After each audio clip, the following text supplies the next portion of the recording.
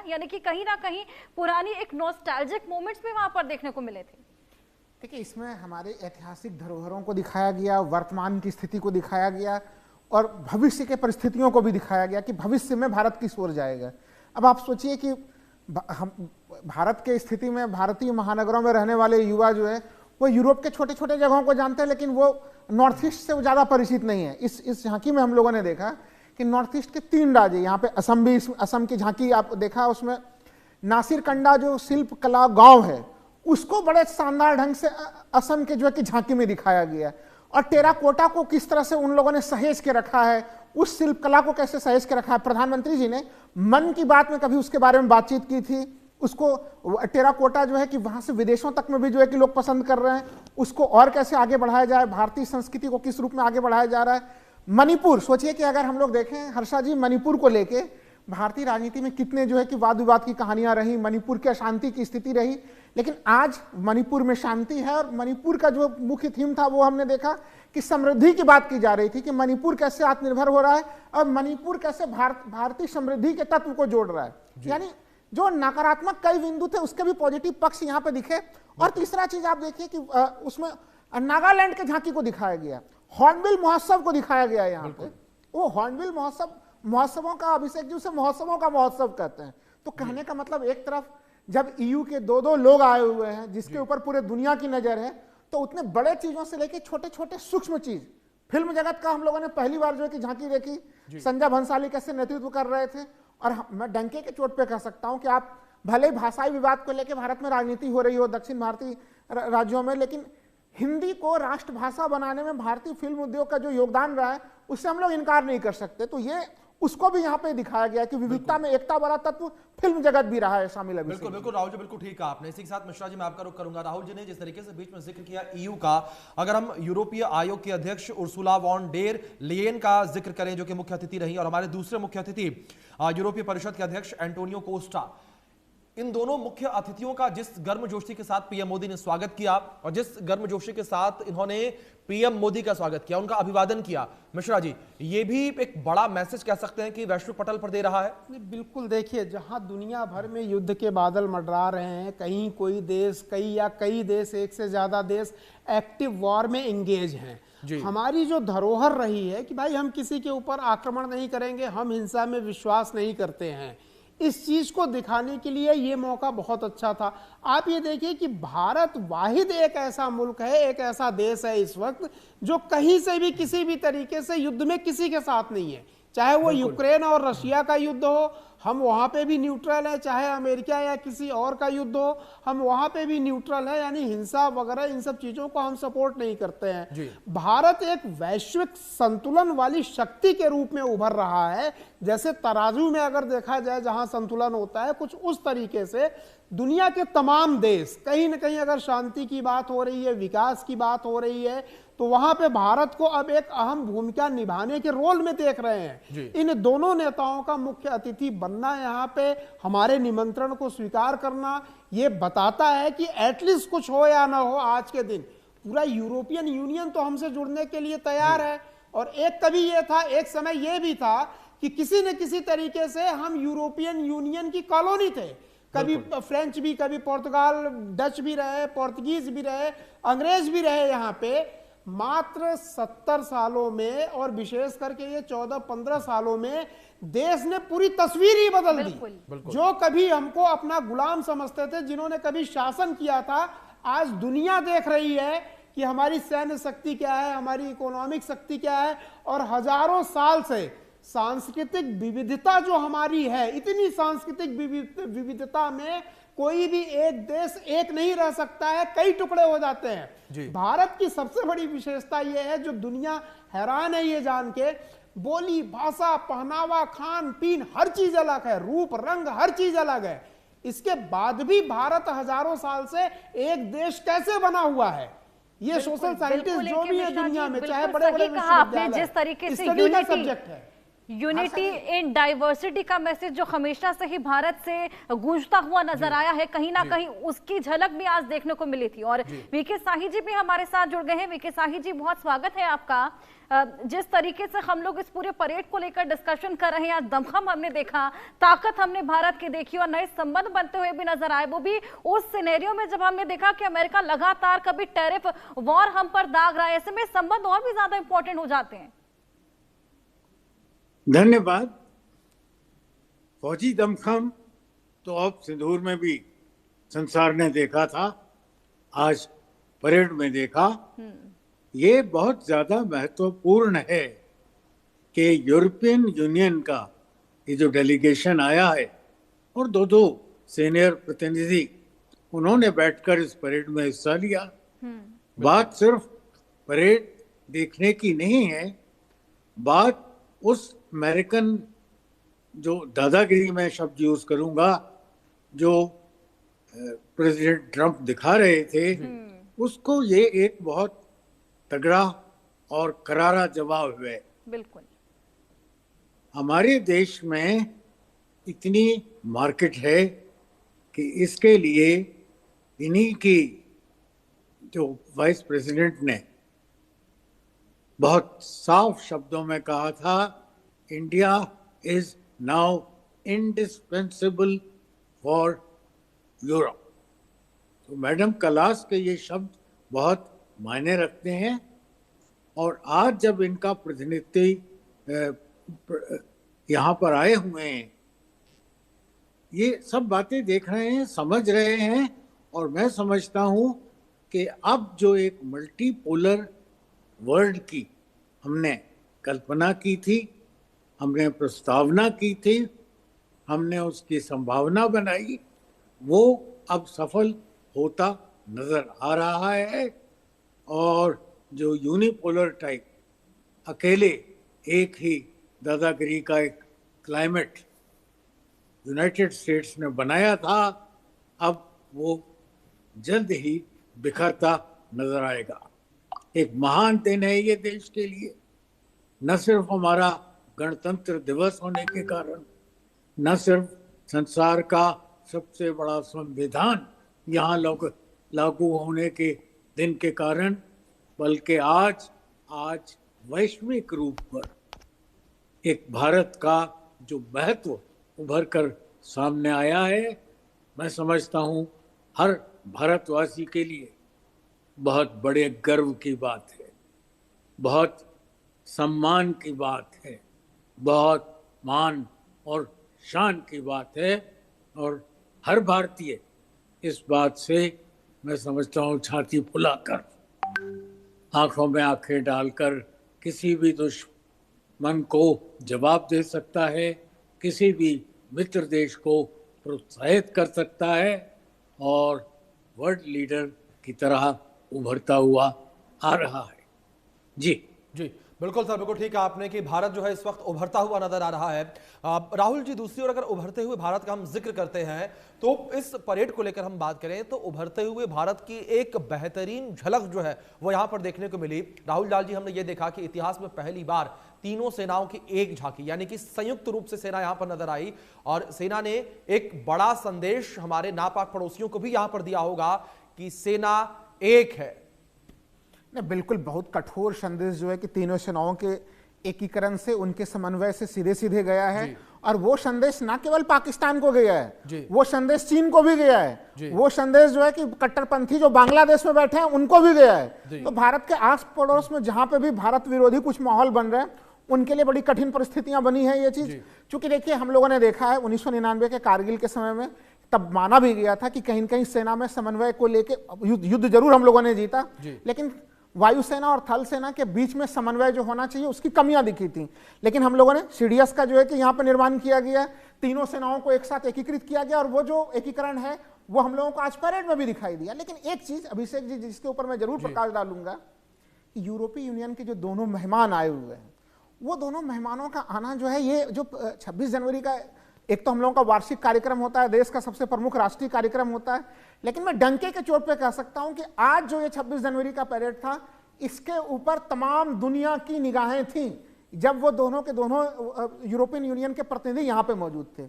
देखिए, अमेरिका ने जैसे ही भारत के ऊपर 50% टैरिफ लगाया और उसके बाद भारत ने जो वैकल्पिक मार्ग खोजे, क्योंकि देखिए आप ध्यान दें कि 8.2% का ग्रोथ रेट था हम लोगों का, लेकिन उसके बावजूद भी 2024 जो अभी 2025-26 जो फाइनेंशियल ईयर चल रहा है, वो फाइनेंशियल ईयर में हमारे फॉरेन पोर्टफोलियो इन्वेस्टर्स ने सबसे ज्यादा निकासी की।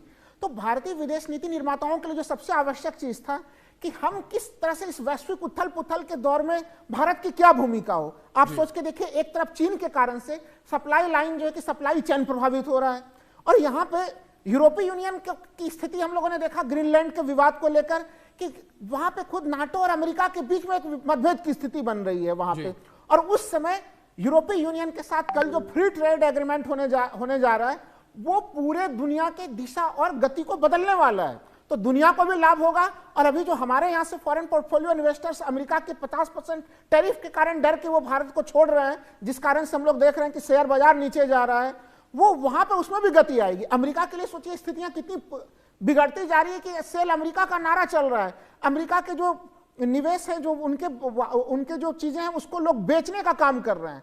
तो वो चीजें छोड़ के एक भारत जैसे देश ने जिस तरह से दिखाया है, पूरे ये हमारे अपने देश की अपने आत्मनिर्भरता का मामला तो है ही अभिषेक जी, लेकिन ये मामला है दुनिया के अर्थव्यवस्था में विश्वास को झोंकना। यानी भारत का जो 26 जनवरी का परेड है, वो परेड आज ग्लोबल हो गया है, वैश्विक हो गया है, जिसके ऊपर उसका महत्ता जो है आप सोच के देखिए कि 29 जनवरी तक, जब तक ये 26 जनवरी का ये पूरा कार्यक्रम चलेगा, उस बीच में भारत में ये मेगा ट्रेड डील पे फ्री ट्रेड एग्रीमेंट पे जो पूरी वार्तालाप होगी, वो कितना महत्वपूर्ण घटक है ये। तो इसलिए केवल ये दो मेहमानों का आना नहीं है, ये बल्कि आर्थिक इतिहास को बदलने वाली कहानी है हर्षा जी। बिल्कुल। ध्रुव जी भी लगातार हमारे साथ बने हुए हैं। ध्रुव जी, मैं आपके पास आऊंगी। देखिए, दमखम सेना की हमने बात तो की ही, लेकिन इसी बीच हमने देखा कि जिस तरीके से महिलाओं का रोल अब बढ़ चला है, महिलाओं का खुद का दमखम बढ़ चला है, उसकी भी खास झलकियां आज देखने को मिली है। सीआरपीएफ की पुरुष टुकड़ी, जिसको लीड एक महिला ने किया। देखिए जी, महिलाओं का जो रोल है वो भारतीय सेना में तो पहले से भी था, और जो हमारे पैरामिलिट्री फोर्सेस है उनमें भी था। लेकिन आज जिस प्रकार से उन्होंने मोटरसाइकिल का जो दृश्य दिखाया, ये मैं समझता हूँ बहुत ही काबिल तारीफ है। ये दिखाता है जो कैपेबिलिटी है, बहुत कम लोग इस प्रकार की कैपेबिलिटी दिखा सकते हैं, और ये हमारी महिलाओं ने दिखा दिया। मोटरसाइकिल डिस्प्ले था, लेकिन ये तो खैर सिर्फ मोटरसाइकिल डिस्प्ले था, लेकिन महिलाओं ने हर एक चीज पर, जहां पर सिक्योरिटी फोर्सेस की जो सिक्योरिटी फोर्सेस के साथ जो भी हमारी कार्रवाइयां होती है, वो हमारी महिलाएं बिल्कुल आगे हैं। फाइटर एयरक्राफ्ट चलाते हैं, हेलीकॉप्टर्स चलाते हैं, और signals equipment, radars, engineers, medical, आप किसी भी कोने पे देखिएगा, महिलाओं का जो रोल जो है ये बहुत बड़ा बढ़ रहा है। और क्योंकि मिलिट्री सर्विसेज में बढ़ रहा है, वो जो एक्सेप्टेंस है वो पूरे भारत में हो चुकी है। तो मैं समझता हूँ एक तरफ से पहली बार कुछ साल पहले जब महिलाओं ने कंटिजेंट लीड किया था, सिर्फ महिलाओं का ही कंटिजेंट था रिपब्लिक डे परेड में, और वहां से देखिए कितनी तरक्की आज तक हो चुकी है। ये एक तरफ से ये एक माइंडसेट चेंज हो चुका है भारत में, और ये मैं समझता हूँ भारत के लिए और खास करके हमारे महिलाओं के लिए ये बहुत बढ़िया बात है, और देश के लिए तरक्की के लिए ये भी बहुत जरूरी है। बिल्कुल बिल्कुल। वीके शाही जी, मैं आपका रुख करूंगा। सर, अगर बात यहां पर ऑपरेशन सिंदूर को लेकर बात करें, जिस तरीके से गणतंत्र दिवस की परेड में ऑपरेशन सिंदूर की झलकियों को दिखाना, इसे आप किस तरीके से देखते हैं? क्या इसे माना जाए कि पूरे वैश्विक पटल पर एक स्पष्ट संदेश ये भारत की तरफ से? न सिर्फ ये एक संदेश है, मैं समझता हूँ ये एक चेतावनी भी है बिल्कुल उन लोगों के लिए जिनको शायद ऑप सिंदूर के बाद भी अभी कहीं कहीं शरारतों की तरफ ध्यान जाता है जी, और दहशतगर्दी को अब भी छोड़ने को तैयार नहीं है। एक खुली चेतावनी है उनके लिए कि ऑप सिंदूर सिर्फ ट्रेलर था, जी, ऑप सिंदूर अभी भी चालू है, और कभी भी उनको और जबरदस्त जवाब दिया जा सकता है। और जैसा हमारे सेना अध्यक्ष द्विवेदी जी ने कहा था इस बार अगर युद्ध होता है तो हम कोई रेस्ट्रेंट्स नहीं रखेंगे। इस बार वो और ज्यादा ध्वंसक होगा, और ज्यादा निर्णायक होगा, और इसके लिए एक खुली चेतावनी भी आज की परेड ने मेरा ख्याल दे दी। बिल्कुल, जिस तरीके से आज ये तमाम झलकियां हमने देखी, वाकई यहाँ पर आज सेना का दमखम, सेना का शौर्य देखने को मिला और ये मनमोहक तस्वीरें निकलकर सामने आई थी। ऐसे में ए.के. मिश्रा जी, मैं आपके पास आऊंगी। देखिए, ऑपरेशन सिंदूर के जरिए स्ट्रॉन्ग मैसेज तो दे ही दिया गया, लेकिन जब कंपन आसमान में महसूस की होगी दुश्मन देशों ने, तो वाकई थर-थर तो कांपने लगे होंगे। नहीं, बिल्कुल। देखिए, जो एक स्ट्रेटजिक वे में ये डिक्लेरेशन हुआ कि भाई ऑपरेशन सिंदूर जारी है और मेरे ख्याल से इसको अनंत काल तक जारी रखना चाहिए। उसके बाद से आतंकवादी घुसपैठ की घटनाएं आप देखिए, क्या हो गया, कम हो गया। पाकिस्तान ने भारत का जो बार बार ये न्यूक्लियर ब्लैकमेलिंग करते थे, एटमी ताकत है जी, एटम बम है, ऑपरेशन सिंदूर के बाद शायद ये एटम शब्द को ही भूल गए, बेचारे पाकिस्तानियों को याद नहीं आ रहा है। ऑपरेशन सिंदूर में भारतीय शक्ति को, मतलब खुद भारत, हम लोगों को भी इमेजिन नहीं था कि अंदर अंदर हम इतना डेवलप कर गए हैं। ये एक लाइव परफॉर्मेंस था। अमेरिका ने देखा कितना सटीक निशाना उनका एसी का जो वेंट था, एक छोटा सा झांकी खुली थी वेंटिलेशन के लिए, उनके न्यूक्लियर जहां वो बम वगैरह रखने का क्लेम करते थे, वहां पे हिट किया गया। तो पूरी दुनिया ने हमारे प्रिसीजन को देखा, हमारी स्ट्राइक कैपेसिटी को देखा। एक बड़ी इंपॉर्टेंट चीज में, बिना वार के ही दुनिया को अगर फतह किया जाए, आप ये देखिए, रशिया ने ऑलरेडी धमकी दी है यूरोपियन यूनियन को कि हम तुम्हें गैस बंद कर देंगे, तुम्हारा मतलब कुकिंग वगैरह सारी चीजें बंद हो जाएंगी। चाइना की इकोनॉमिक ब्लैकमेलिंग से पूरी दुनिया परेशान है। चांदी की प्राइसेस अभी जो ग्लोबल मार्केट में बढ़ी है, उसके पीछे चाइना की ब्लैकमेलिंग है। तीसरी इंपॉर्टेंट चीज, अमेरिका ने यूरोपियन यूनियन को बोल दिया है कि भाई तुम अपना खर्चा पानी सुरक्षा वगैरह अपने आप संभालो, हम तो नहीं देने वाले हैं। वर्ल्ड ट्रेड वगैरह इन सब से जो है, यूनेस्को वगैरह से अमेरिका मेजर फंडर था, निकलता जा रहा है। इस वक्त यूरोप अपने आप को असहाय और अनाथ महसूस कर रहा है। दो लोगों को एज ए गेस्ट की तरह बुलाना, ये कुछ इंडिकेशन देता है।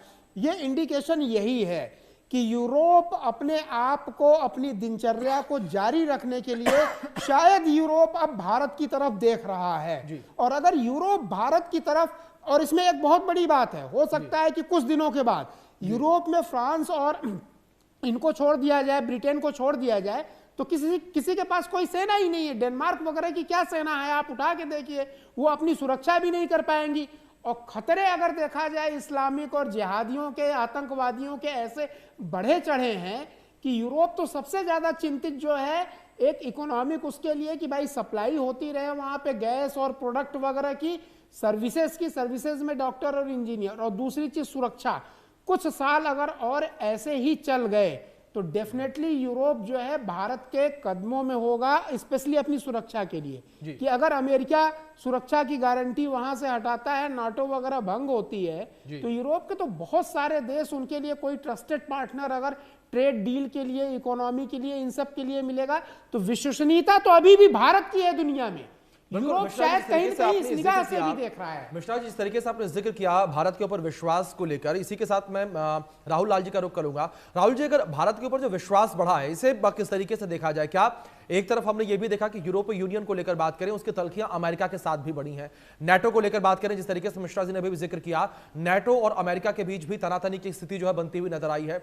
ऐसे में भारत और यूरोपीय यूनियन का यह रिश्ता जो मजबूत होता हुआ नजर आ रहा है, इसे आप किस तरीके से देखते हैं? क्या ये माना जाए कि जो एक तलखी भारत और अमेरिका के रिश्ते में भी देखने को मिली है, व्यापारिक तलखी जो है वो भी देखने को मिली है, वो व्यापारिक तलखी यूरोपीय यूनियन के साथ जब हमारे रिश्ते और गहरे होंगे तो दूर होगी, निर्भरता अमेरिका के ऊपर कम होगी?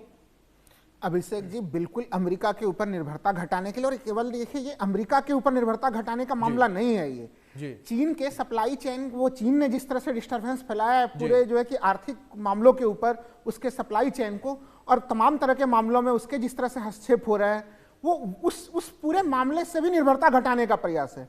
देखिए, अगर हम लोग भारत के बाजार को और प्लस अगर यूरोपीय यूनियन के बाजार को जोड़ते हैं, पूरी 200 करोड़ की आबादी होती है। तो देखिए, भारत का तो अपना विस्तृत बाजार है ही, लेकिन हम लोग कई मामलों में, सर्विसेज के मामले में, गुड्स के मामले में कई तरह से यूरोप के लिए काफी जबरदस्त मददगार साबित हो सकते हैं। इस समय परिस्थितियां क्या हैं? परिस्थितियां ये है कि अगर हम लोग देखें, जो ट्रंप हैं उनके जो पूरे बयान हैं, वो एक तो 50% टैरिफ लगा देते हैं, फिर ट्रंप जब ये घोषणा करते हैं कि नहीं रूस से कोई लेगा तो हम उसके ऊपर 500% टैरिफ लगा देंगे, यानी उनके टैरिफ के लिए कोई सीमा नहीं है। अब हम लोगों ने देखा कि ऑपरेशन सिंदूर में भारत ने मुंह तोड़ जवाब दिया पाकिस्तान को, लेकिन वो दृश्य भी हम लोगों ने देखा कि किस तरह से वो पाकिस्तान को जो है कि पाकिस्तान के पीछे चीन तो था ही, अमेरिका ने किस तरह से उनके सेनाध्यक्ष को बुला के ट्रंप जो है कि अपने यहाँ पे उसको सम्मान दे रहे थे, बार बार पाकिस्तान को ग्रेट नेशन बोल रहे हैं। तो ऐसे स्थितियों में भारत के लिए जो सर्वश्रेष्ठ रणनीति हो सकती थी, वो सर्वश्रेष्ठ रणनीति थी यूरोप का पूरा मामला लेके। और मैं बार बार कह रहा हूं अभिषेक जी, ये केवल हम लोगों का आज जो हम लोग देख रहे हैं कि वंदे मातरम इसके पूरे फोकस पॉइंट पे था 26 जनवरी के, लेकिन उसके साथ ही साथ आत्मनिर्भरता का मामला कि हम लोग आर्थिक तौर पे आत्मनिर्भर हों, संपन्नता की तरफ अग्रसर हों। तो भारत तो आत्मनिर्भर बनेगा ही बनेगा, यूरोप को फिर से अमेरिकी दबाव से मुक्त करा के यूरोप को भी आत्मनिर्भर बनाने का मसला है। ये सुनने में सोचिए कैसा लगता है कि भारत खुद भी आत्मनिर्भर बने और यूरोप जैसे विकसित जगह को भी आत्मनिर्भर बनाने की कोशिश करे। वो चीजें हम लोगों को आज जमीन पे होते हुए दिखाई दे रही है अभिषेक जी। ये कोई चर्चे की कहानियां नहीं है, वास्तविक यथार्थ की स्थिति में देख रहे हैं इसे। बिल्कुल, तो हमने देखा किस तरीके से कई अलग अलग पहलुओं पर किस तरीके से दमखम आज भारत का देखने को मिला, चाहे संबंधों की बात क्यों ना हो, दोस्ती की मिसाल क्यों ना हो, या फिर सेना का शौर्य क्यों ना हो। इसी को लेकर लगातार बातचीत जारी रखेंगे। फिलहाल वक्त है छोटे से ब्रेक का।